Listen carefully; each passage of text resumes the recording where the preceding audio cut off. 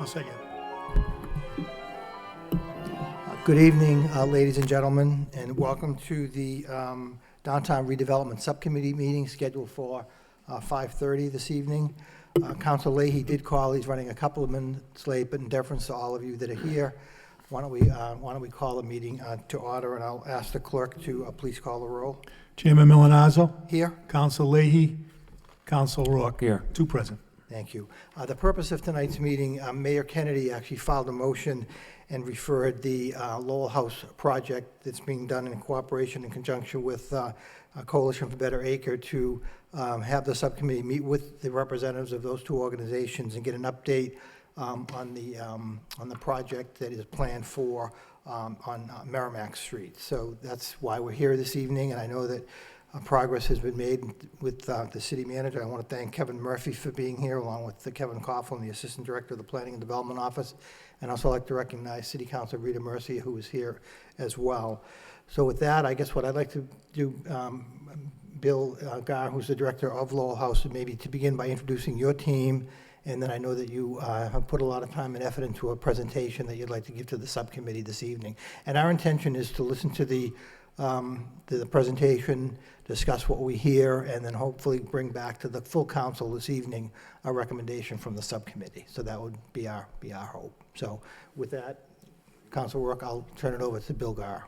Well, thank you very much for having us. Appreciate it. This has been a long-term project. I think we've had a lot of input. We've had a lot of discussion. We've listened, you've listened, and I think we've reached a good place. So let me introduce my team. Excuse me, Bill, is the green light on the micro? The green light? There you go. Oh, all right. Whoa. All right, I like that. Anyway, again, thank you. And let me introduce my team, starting on the far left with Barbara Dunsford, who's our Director of Development, who's been very active in this. And I don't have to introduce you, Rita, do I? I could if you want. You know. And to my left is Sharon Berry, our Director of Residential Services. To my right are two of our partners of CBA, Ian Zhu, who's the Executive Director, and Craig Thomas, the Director of Real Estate. So we've had a team that's been working over this 2-3 year period on the project. We've been talking to councilors, we've been talking to our board, we've been talking to community folks. We have visited every community group in Lowell, and I believe that we've come up with a project that is good for the citizens, good for Lowell House, good for the city, and good for development down the road. So we want to tell you a little bit about it, and I think we got a preview in the Lowell Sun this morning. So anyway,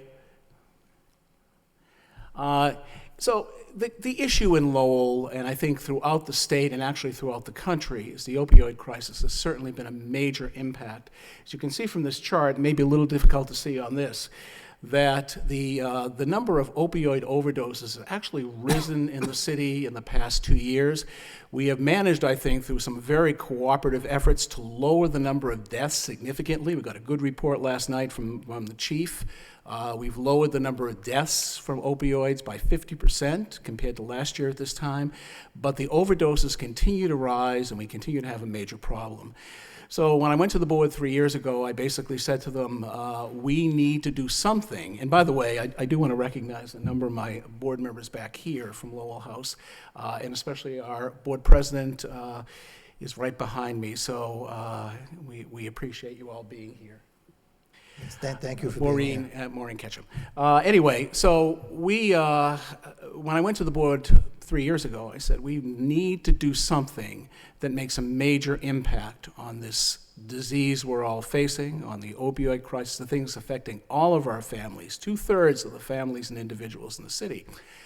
So we began to look at a project that would fill out the continuum of service for Lowell, and ultimately a project that would make a difference. As you know,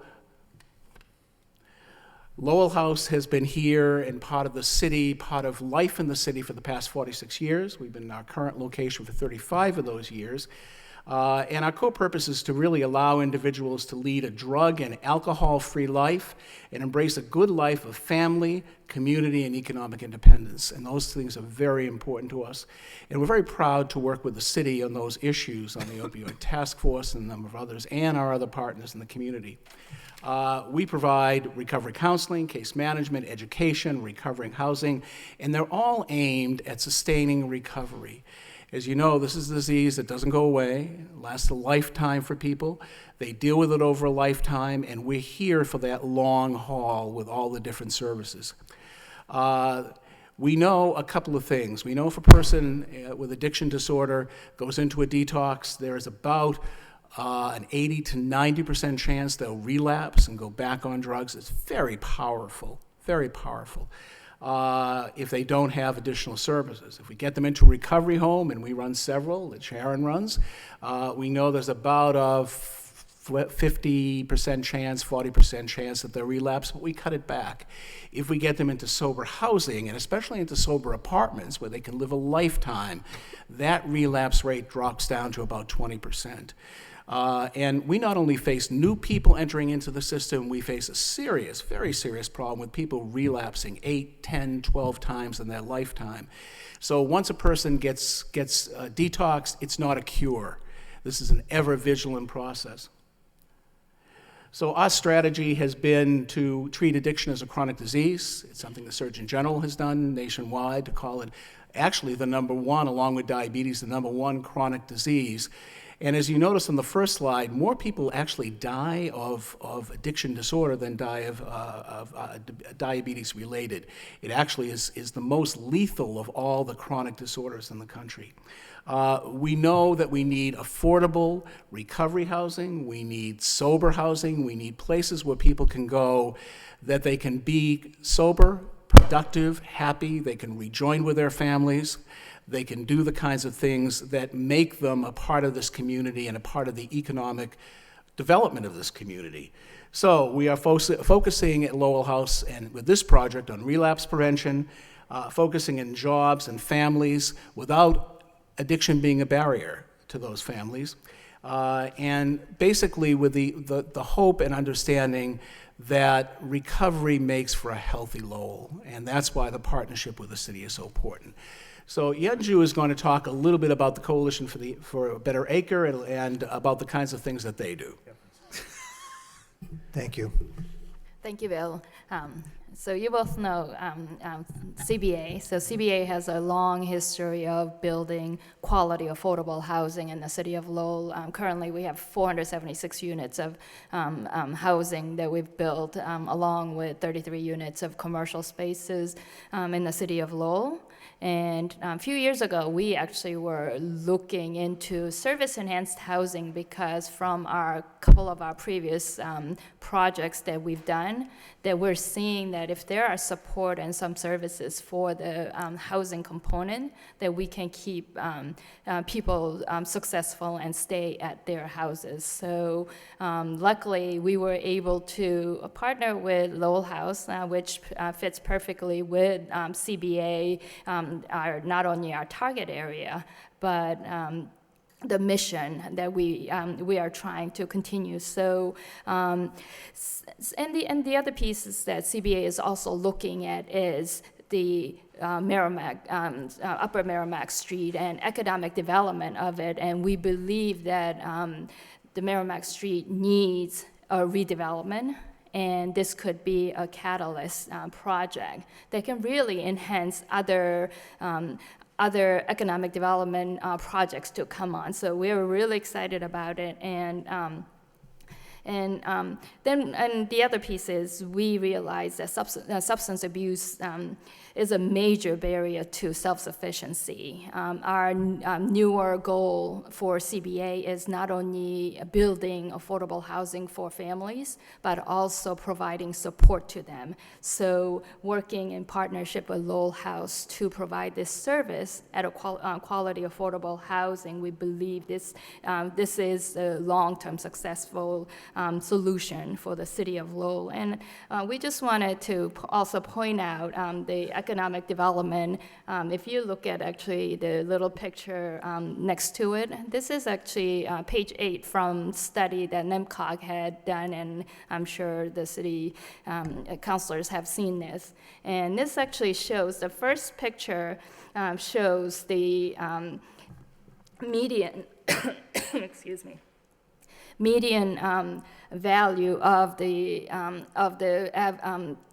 properties that are on Merrimack Street, and it's $58.20. And the next picture below is one of CBA's property on Moody Street, and it actually has the value of $419.18. So you can see that CBA developing can really help the values for other developments to come in. So thank you. So when we started this, we began some conceptual drawings of it. This is the latest one. It will look a little bit different because the first floor of the original project was our clinical center. That clinical center will move, as we're going to talk about in a minute. But I think one of the things that struck me as we looked at this is in terms of beautifying and really developing Merrimack Street, just the physical presence of the building, I think, is very dramatic. But also, I think that what goes on there will be very helpful to the street. As we've said many times, it will be the most sober place in Lowell, and I think that's good for the community, good for our clients. So that'll give you an idea of what the building ultimately will look like. So we came up, as I said initially, with a single project to do both on the site. We worked with several counselors, we worked with the community, we worked with a number of different people. And I think at the same time, we had an offer from the Lowell Community Health Center. As you know, they're one of our largest partners. We have a memorandum of understanding with the health center to share clients, to use their primary care. They use our services. We have really a transparent relationship with our records. They're really what we call in the business a primary trading partner. So we thought, what could be better for our programs and for our services than being in a contiguous space to the health center? When that space became available, we negotiated, and we actually went through some extensive negotiations to make it affordable. I thank many of the people in this room that helped us come up with a plan. And we want to talk a little bit about that plan for moving over there and why we're doing it and what it involves. And then Yanju and Craig are going to talk a little bit about what the apartment complex will look like. Okay. And Jim, please tell me if we're running out of time here. No, we actually have an hour, but I would like to just note that Council Samaras has joined us, Council Elliott has joined us, and Council Belanger has joined us. And just, we started the conversation talking about the opioid crisis in the city, and again, Council Belanger and all the councils have really spoken and supported the efforts that not only Lowell House and others are doing to help combat that. So I just wanted to make note of that. Yeah, and can't say enough about their work with us, their ability to meet on a regular basis and to come up with ideas and solutions. So we've listened, and that's why we think this is a win all the way around, because I think everybody's needs sort of get met in this. So you can see from this graph we have that we are moving our clinical day educational services, our DUI programs, onto the 4th floor of the health center. Now, we still have to negotiate a final lease for this, and we'll talk a minute about that. Once that happens, and we're looking at the possibility of about a year to 18 months, depending how long it takes to build out that new section of the health center, which is actually directly attached, but will be a separate section with a separate entrance onto Jackson Street. When we do that, all of our programs at 555 Merrimack will move over there. In order to do this, we have to sell the property to the CBA, and the CBA is going to pay a rate that makes it affordable for us to invest in the leasehold improvements with a 60-year lease with the Lowell Community Health Center and ultimately be able to afford to move over there. Our consistent problem has been that in our current space, which is, as you all know, deteriorated, we need roof, we need pipes, we need so many different things. But we're in there fairly cheaply, so we try to put the vast majority of our money into services. with the work with CBA and the things we've been able to come up with, it actually makes it affordable. It's actually pretty much a net amount in terms of moving over there as opposed to what it costs to stay on 555 Merrimack. At that point, that building will come down, and the CBA will build a new building, which Youngju and Craig will describe. So, what's good about this? Well, there are many things that are good about it. There are a few things we don't like about it, but I think that they're certainly not blocks, deal breakers, or overwhelming. The integration with primary care, it's the way our field is going. Eventually, all services that we do in behavioral health will be integrated with primary care and allied health. A stability of a 60-year lease. It's kind of unprecedented to have a 60-year lease, but I think the way it's structured, it's helpful to us. It allows us to do some fundraising. The client access to a range of services. When clients go over to Lowell House, they'll be able to fully access all the wealth of services, the new dental services, eye services, the OBOT program, the MAT programs, all the other things that Lowell Community Health Center offers. So it's a great benefit to our clients and the people that we serve to be able to do that in a unified kind of way, and for our case managers to be able to plan that. We do need city support to be able to do that. And we'll talk a little bit about that in the end, both to help us with the gap, and we've talked to the city manager about that, we've talked to Kevin Coughlin about that, and also to be able to build the apartments over on 555 Merrimack. And those sober apartments were really the key piece of doing this. Without it, we probably would have just renovated the building, but with this, we get the full range. We get our sober apartments to help people reunite with their families and stay in the community. And we also get a new clinical facility. So that's what we really set out to do. And instead of those two pieces being close together and integrating, we will integrate with the healthcare piece and still have a relationship through case management with the apartments. And it ultimately prepares us strategically for the future. Greg? Yeah, if you go to the next slide, please, Bill. I'm going. So, unfortunately, the graphic here is little, but you saw before the rendering as we have it. That's largely the scope of the building. The size is set both by the zoning, the parcel, and really the flavor of the street. Given the size and the move of the first floor of the clinical space over to Jackson Street, we still have to fine-tune what we had conceptualized for the building layout. So that gives us a little bit of a range between 23 and 28 apartments. These will be studio, one-bedroom, and two-bedroom apartments, and retail space along Merrimack Street. As Youngju said, this is something that we do right out this window. Next to the Fred Abbasi Center, we have additional retail space as we try to put in our apartment buildings where we can to activate the street and be a part of the economic development for that commercial corridor. These apartments, as Bill has said, is a key to the reason why we can call this and conceptualize it as supportive housing, or it's kind of housing where people will really succeed, is house rules that enforce an alcohol and drug-free living. The kind of housing CBA builds is always drug-free when we take in certain types of state and federal money, and working through a house rule system, potentially with live-in monitor, that will have the ability to enforce an alcohol-free environment. Finally, it's always worth pointing out that the CBA's portfolio is fully taxable in the city of Lowell, and each year we pay a little over $650,000 to the city. So contrary to the report in the Lowell Sun this morning, this is not a done deal. We haven't moved yet. We have a distance to go, but I think all the things are doable. We have to have a lease, and the lease has to be approved by our board and by the board of the health center. Both have given some preliminary approval to proceed and get those pieces. We need a strong partnership with the city, and that means some funding to be able to move ahead and to be able to do this effectively. Not a lot, but we need at least some in this process.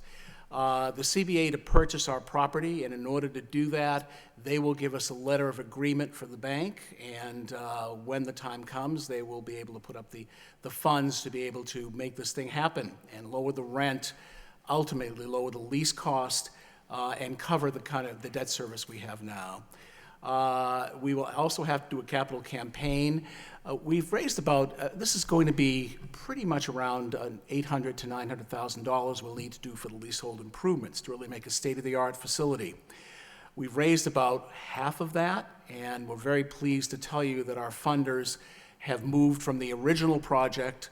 They moved, including the Parker Foundation, to this new project. They actually like this quite a bit because they're also a big supporter of Lowell Community Health Center. And finally, we need a collaborative effort for the design to do something that I think will be a model not only for this area but for the country in terms of trauma-informed space, in terms of interactive space that works and helps people stay in recovery. So we're very excited about this, and we appreciate your patience and your asking us to come and present tonight. And certainly our team can answer questions, and we're here for the duration. Great. Thank you, Bill, very much. Thank you, Young Joy. Craig, appreciate the comments. At this point, I'll open it up to the subcommittee for questions. Councilor Rourke. Thank you, Mr. Chairman. And thank you, Bill, for presenting this tonight. Start by saying I am in support of it.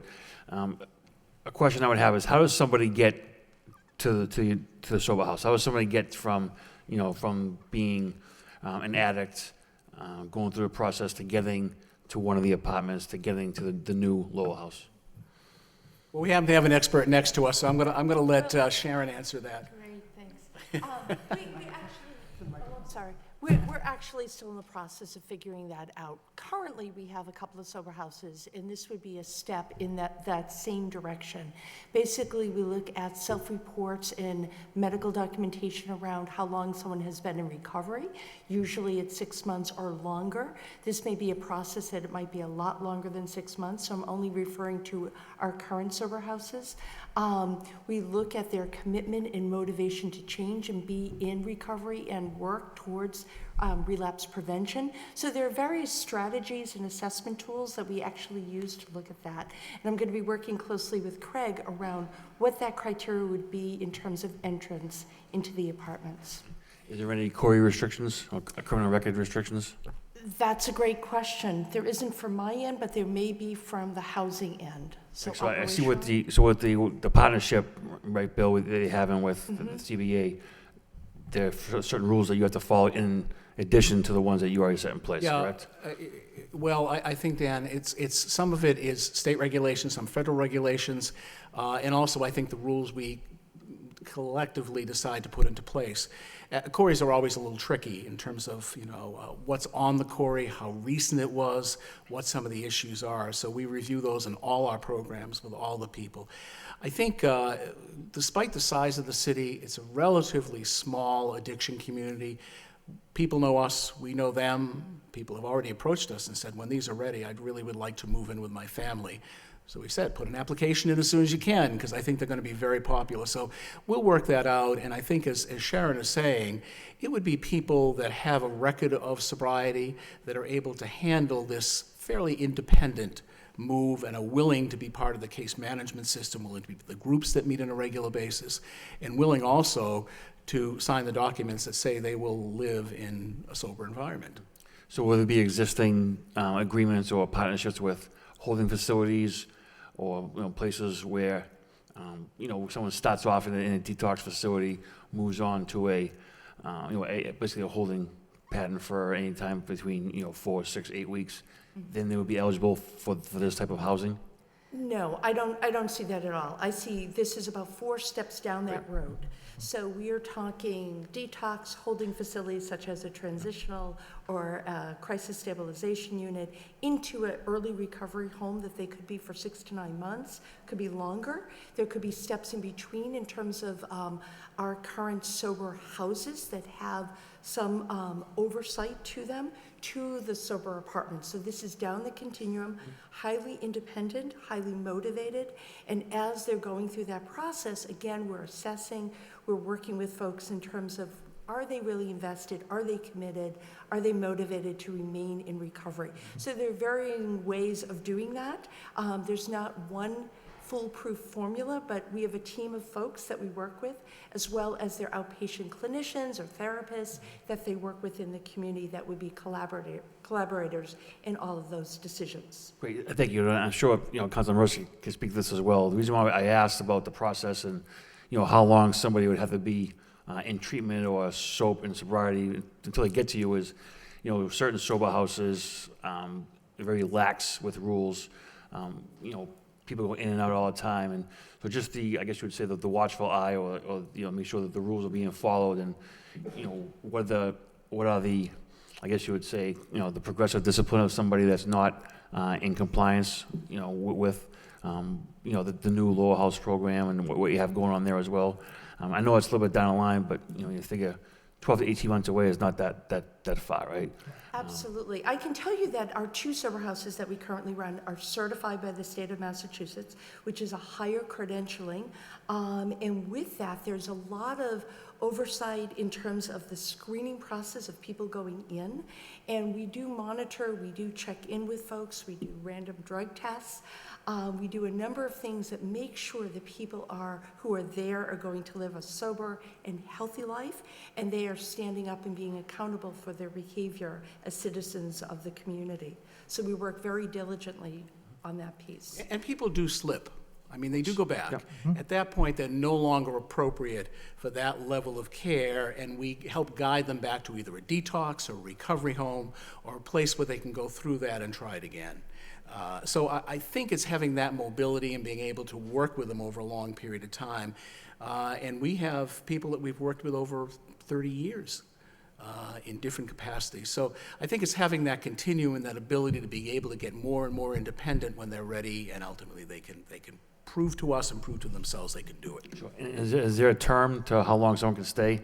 Are those, I know there's some properties that 18 months. This is actually a permanent housing for people, so they can stay as long as they would like.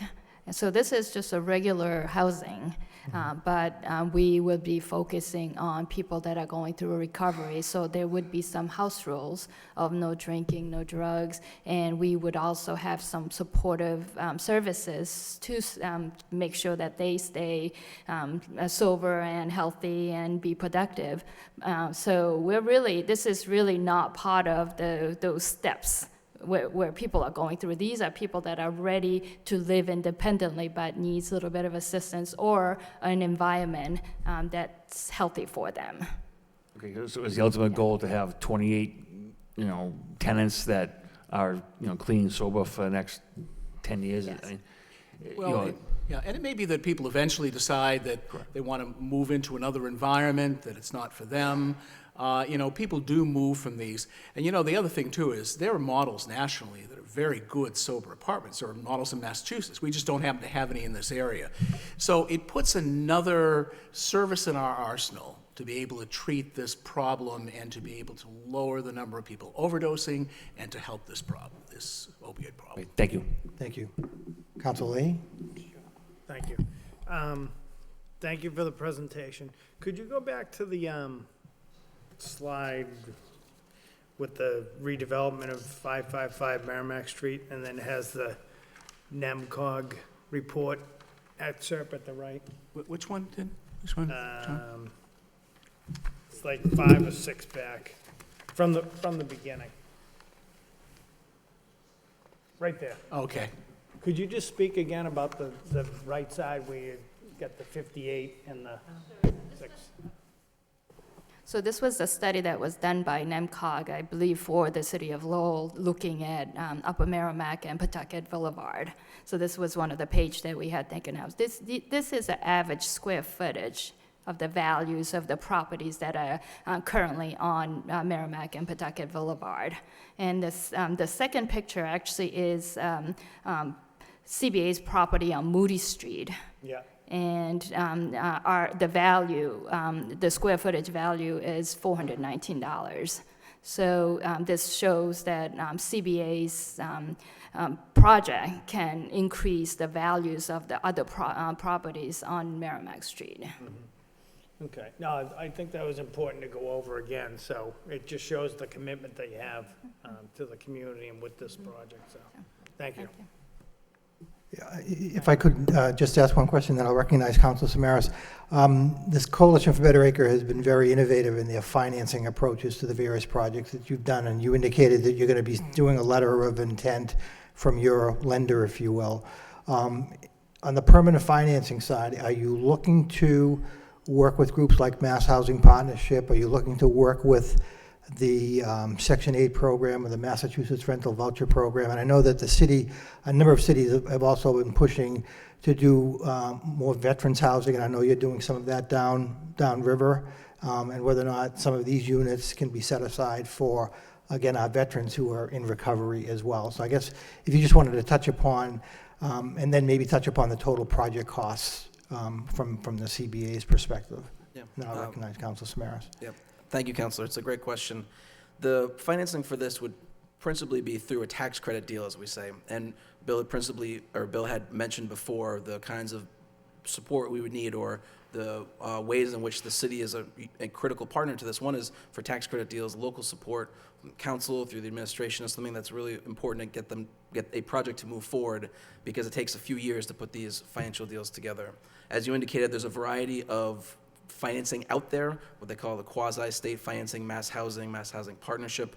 We'll work with all of these folks. In addition, for the permanent debt on our project, we use local lenders, and so we have relationships in the community that we continue to build for financing other parts of the project that are around sort of the tax credit equity. Sorry, I'm trying to avoid a little bit of jargon there.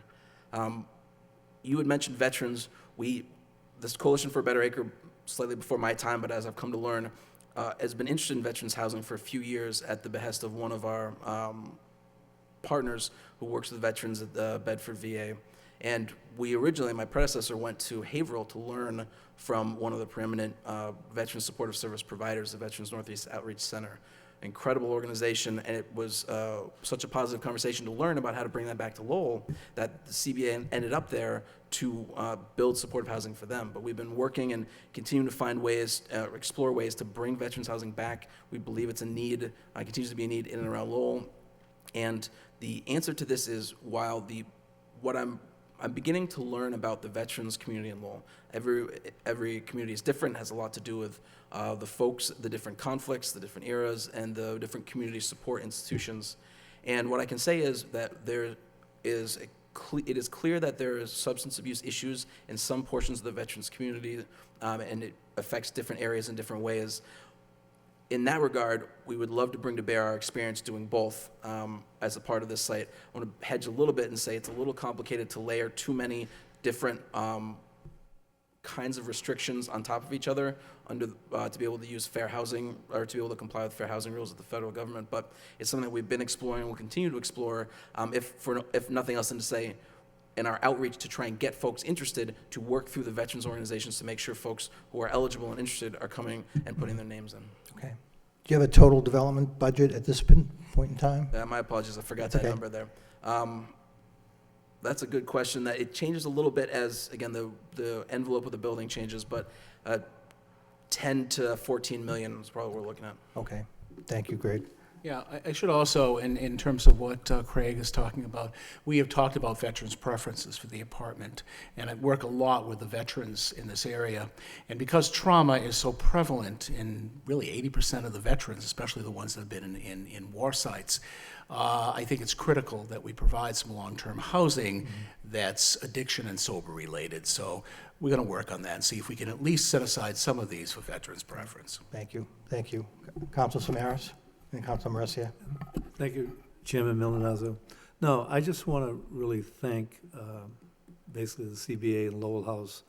This was a major effort as far as I'm concerned. You came to us with a slightly different program, but the thing is, what you've done, I think, is ensure that you've looked out for the needs of your clients, but also the needs of the city of Lowell. So I think the collaboration you're going to have with the Community Health Center is actually going to give superior help to your clients and will help them, I think, a lot quicker in the road to recovery. But I think you've looked at the economic needs of the city of Lowell, and by creating commercial space, I think you're also going to be creating opportunity even for some of the people living in those buildings. And that's what it's all about. I mean, Lowell is a great city for giving a hand out, but the thing is, we've talked about, we want to make sure we give them a hand up. And I think this is a good beginning for this area. And I want to commend you for, I know you've put a lot of effort into this, and these are things that are not easy to address your needs, but also address the city needs. And I think this is an effort that will work out in both ways. So I just want to commend you. Thank you. Thank you, Council Samaras. Council Marcia. Thank you, Mr. Chairman.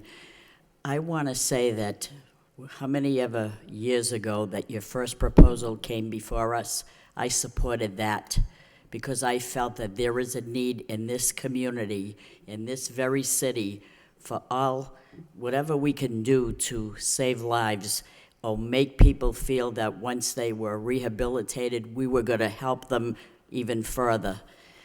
We stood behind Megan House, very, very important. I know the Lowell House does a magnificent job. I wish we didn't even need any of these facilities, but this isn't a perfect world, and where we have problems, we have to step up to the plate. And I felt a little, and I'm going to be honest, I felt discouraged when the first proposal didn't seem to have open arms, because I knew how important that is. And I think it would hit us further, closer, if it happened to any of our relatives, that we would see the need more significantly. But I deal with this issue all the time, and even though there were people that were addicted to drugs, they're still good people. They have a problem, they need help.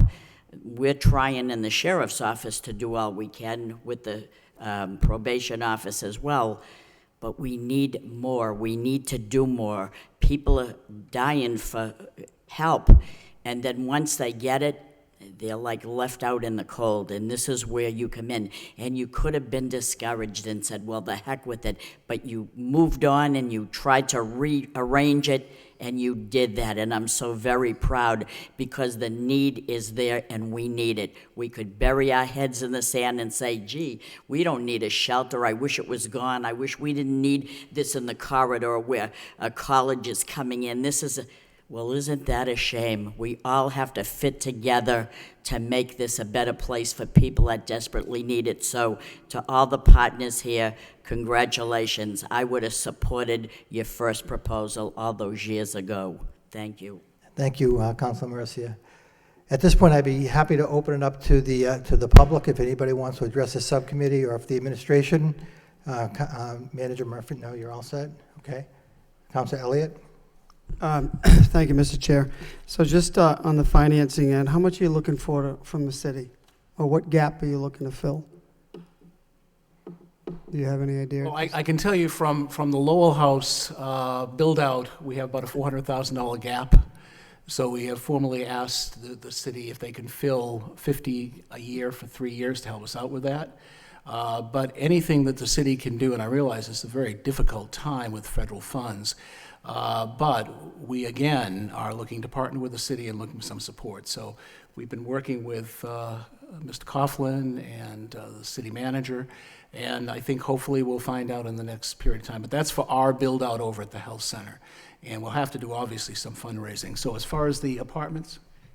I'm sorry, can we just stay in that? On the build-out, what is the gap on the build-out? It's about $400,000. 400,000. We've already raised $450,000, so it's about $800,000, $850,000 to do that. Okay. And then how does Lowell House sustain the operating costs and any debt service associated? Do you have any debt service associated with it? Well, we'll actually pay a monthly fee to the health center. It's a lease. It's a 60-year lease.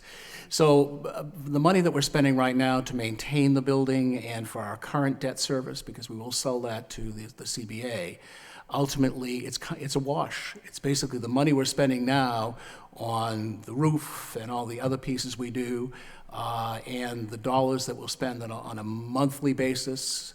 We've really negotiated that quite a bit over the past year or so. Will pretty much be a wash. So it doesn't negatively impact our budget, and we get the space out of it in the apartment. So I think the whole thing really works in that sense. So the sale of the property is going to the build-out, or is going to the reconstruction? The sale of the property actually pays off our debt service and goes partially to the build-out. That's how we've lowered the cost. So a chunk of that goes to the health center to lower their cost, which lowers our cost over that 60-year period. Okay. And where do you get your funding for your just general operating budget? Well, our operating, it comes from a number of different contracts. We have MG&A pieces in there. Some of it's through fundraising. We raise several $100,000 a year in terms of fundraising. But it comes basically through a number of different contracts, through our insurance contracts. So that pays for the operations, pays my salary, pays the MG&A piece, and some of the facility costs. Good, I'm just curious, I had no idea how the operation is. Oh, that's fine. Yeah. Sometimes I wonder myself where it all comes from. So on the build-out, whether it's 10 or 14 million, what is the plan to pay for it? Yeah. Oh. Sorry, Counselor. As I said, the plan is what we call a tax credit deal structure, which, think about it like a stack of pancakes. You have different pieces that you need to get all the way up to the top. The biggest chunk usually comes from tax credit equity, or the cash that we get from a large investor. So this is actually a direct investment from people like MetLife, Citibank. It's actually a very interesting form of direct investment from the largest financial companies in the country. The rest of it as... Excuse me, do you have commitments from some of those large investors? So I'm happy to explain this in detail, and I don't mean to try and gloss over this by saying it's extremely complicated, and it's hard to try and explain a tax credit financial deal quickly, but in broad strokes, the way it works is it's kind of like a grant program, but instead of a grant, the federal government says, here is a tax deferral. For every dollar that you owe the federal government, we'll make that available to support things that we as a government think are important, and we can put that on an open market. So it's actually an open competitive market system instead of a grant system. They give those directly to the states. The states actually give those out as the states administer many, many federal programs. Then the states run a competitive process, sometimes twice a year, sometimes once a year, to make available those credits. They don't have an investor. We just say, we have here a piece of paper from the federal government that says, for every $1 in tax that you owe, you get to keep that if you invest in the kinds of programs that we support. And so they call for those kinds of programs. CBA puts in applications for those, as do many others. It's a kind of process that takes several years. Principally, the reason these projects sit around for a few years that you have to get what they call the pipeline. There's always more interest and demand in this resource, because it is a federal resource, than there is available, like just about every other federal program at this point. And those, once awarded, then you go out and you look for an investor. So were CBA to be awarded, say, if we were to hit the ground running today, everything was in order on this project, we'd go to the state as a part of their process. That would be another 1 to 2 years out. And then if we were at the point where we get an award, we run a competitive process through the state. It's like a bid process, much like the city does. And we say, okay, we have this piece of paper from the federal government that says $1, that you get to keep $1 for $1 invested. How much are you willing to pay for that? Everybody follow me so far? Nobody died of boredom? Okay. And usually the return on that, or what people are willing to pay, is 95 cents on the dollar. So they get $1 worth of, they get to keep their dollar and pay out 95 cents to us, like keep 5 cents for their transaction fee, and that we use that 95 cents on the dollar to invest. That's the biggest chunk usually. On top of that are other pieces of funding, including hard debt or a mortgage like we all have or may hope to have someday as a homeowner on our houses. And there are then other ways, depending on the specific project, that funds may or may not be brought to bear. The specific question about the commitment or need of the city, the answer is actually incredibly minuscule. The way the state, and this is again the state in this competitive application process, looks at a local funding in these tax credit projects is as a demonstration of local support. And so we don't actually model, or we don't plan for anything really that needs to come in from the city. Anything that we can get, knowing how tight resources are, is just fine by us, including in-kind services if necessary, to demonstrate interest and support. And that's really the concept of city support or financial support at the local level. Councilor Elliott. Yeah, so once you build out, you put your financing in place, you'll be looking for state tax credits, low-income tax credits as well? Yeah, so the state, again, so the federal money comes in, and the state, in Massachusetts, we're a high-cost area, as we all know, feel every day, for rents or mortgages. So the state has, some time ago, decided, and I'm probably preaching to the choir to a few of you on this, decided that to make these housing projects and programs work, we need to put additional money in. So there are several programs at the state that do different things that they make available. Again, the federal money comes in, the federal government requires a certain kind of process. The state adds into that process additional resources to make the projects work. At the end, when they're done, the way that the finances work, and I usually describe this as silos to people. These deals are sort of sit on top of on that parcel, and the money just stays within there. And so the state, when they make their award, and I find this interesting, they're required by law to give the minimum possible amount to make the project work. And so what we usually end up with is a project that has, for general purposes, pays $5,000 a month in taxes, escrow, permanent debt, et cetera. We take in $6,000 a month, and $1,000 we put aside, and we use that to fix the roof, fix the parking lot, and do that kind of stuff. So fast forward, how does CBA sustain this property? So who pays their rent? yeah, so all the folks in the units pay their rent. This is a part of all of the kind of tax credit housing that's built. If we take Gorham Street, for example, one of the newer projects across from the registry, there's a mix in there. There are some Section 8 vouchers where the total rent for a unit is $1,250, $1,300, where the residents pay a share and the federal government pays a share. But we also have families in there who are paying $1,100, $1,200 to live there, because that's the amount that's affordable to them, and the quality and location and maintenance of that property is of interest to them. It's because while that cost is similar and it gets pretty close to some of the costs of other apartments in the city, it's the quality they can get, the management that they can get, and they're qualified under the federal guidelines, under the low-income housing tax credits, to be able to live there. So the 23 to 28 units, they're all subsidized, right? In the sense, Including, I should say, yep.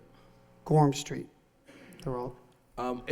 working families, I understand. Yeah. So the answer to that is no. Not all of them have things like vouchers or otherwise. Many families pay a set percentage of their income. If you're saying we do not charge market rent for every unit, correct, that is a subsidy. But if you're asking me how many have vouchers, actually the minority of our units, the minority of Gorham Street and this potential property. So the variance in those families, that's absorbed by CBA through your financing package, which you sell on the open market. I'm sorry, can you repeat the question? So the delta, the difference in the families that they can pay, essentially what they can afford, Yep. and not market rate, who absorbs that cost? The project. The project Yes, does. this is what we said. We set this up so that Right. again, looking at Gorham Street as a market rate deal, that would have, $8, $10, $12 million worth of debt. We have over $1 million, which for a building like that isn't a lot of permanent debt, but at the same Right. time, there are permanent restrictions so that CBA or any future organization can't turn around and flip it for a profit. These rest with the state, and the state holds these. And second, that we then model it, or we look and say we can take a variety of different kinds of rents. We want to meet our mission of this being accessible, quality, to try and focus on any specific group, be they sober folks who've come through recovery, veterans, et cetera. We want to have apartments available at different income levels with or without subsidy. And through the application intake and tenant process, then we get different folks in there. And as Andrew talks about 75% of all of our residents are working families. Okay, we kind of went through this discussion with the Hamilton Canal District, is why I'm asking the question. And why I'm asking your financing package, because I think it's important. I think it's going to be important. It was important for Gorham Street, that's a success. And just knowing exactly how that's going to be structured is of value to me anyway. So I know there were a lot of questions, and it is technical, it is complex, but that's how these projects, that's how they do work. So thank you, Mr. Chair. Thank you, Council Elliott. Did the chair recognize Council Leary? Thank you for being here. I apologize if I did not. Any other questions at this point? Council, I'm sorry. I'm sorry.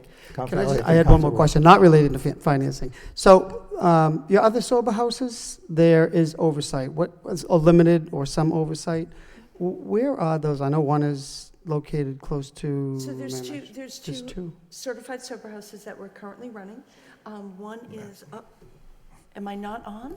No, TV. Not It's on TV. focused. Yes. Okay. We have two sober houses. One is located on Hanover Street, aka Moody Street. It goes by a couple of different addresses, which is behind Lowell House. It's certified, as well as our Saving Grace home, which is over at 65 Harvard Street in the Highlands. And the oversight is we have senior residents that are in that house that have been sober, have graduated to a level of independence, that work and sort of are the daily eyes and ears of that home monitoring. And as the senior residential director, I oversee all of the houses, show up regularly, randomly, for oversight. We also have an extension of our recovery homes. We have a men's recovery home and a women's recovery home, both on the grounds of Tewksbury Hospital. And a lot of our folks who reside in our sober houses are graduates of those programs, so they have very close ties and connections. A lot of folks also attend or go to some of our outpatient clinics and work within our 555 Merrimack Street outpatients, so we know them, we align with them, we see them regularly, and with our recovery homes, there's an alumni connection that the folks that are sober houses frequently go back for meetings, for check-ins with staff that are on board there. I'm on call for the programs 24/7. But this is not going to be, it won't have that oversight, correct? It's not that actually- level, I understand it's a few steps. Surprisingly, the sober apartments, as they're being designed, will have a little bit more oversight. Although they're going to be an extension down the road in terms of more independence of graduating from a recovery home to perhaps a sober house into a sober apartment, because the sober apartments will be permanent housing. We're actually going to have a full-time case manager on board in that complex, working in that complex, overseeing the residents. Okay, that wasn't, maybe I came in late, but was that mentioned at the outset that they? Yeah, quickly. Okay. That's good to know. Thank you, Mr. Chair. Thank you. Council Rourke and then Council Leahy. Thank you, Mr. Chairman.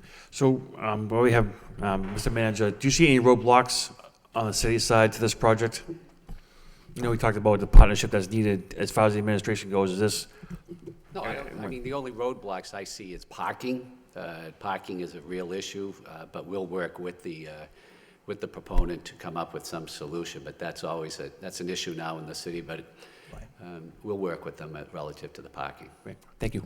Thank you. Council Leahy? I just want to say thank you for coming in and explaining this.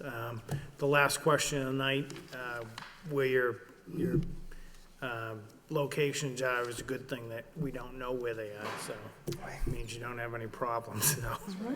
But thank you. Thank you. At this point, the chair would entertain a motion based upon what we've heard this evening to bring a recommendation to the full council at our regularly scheduled meeting tonight to support the project as presented. Motion by Council Rourke, seconded by Council Leahy. Any further discussion, comments? Roll call, please. Yes. Council Leahy. Yes. Council Rourke. Yes. 3 yeas. Thank you. Any other business? Again, thank you all for being here. Thank you. Motion to adjourn? Adjourn. Council Rourke, Council Leahy, we stand adjourned. Thank you.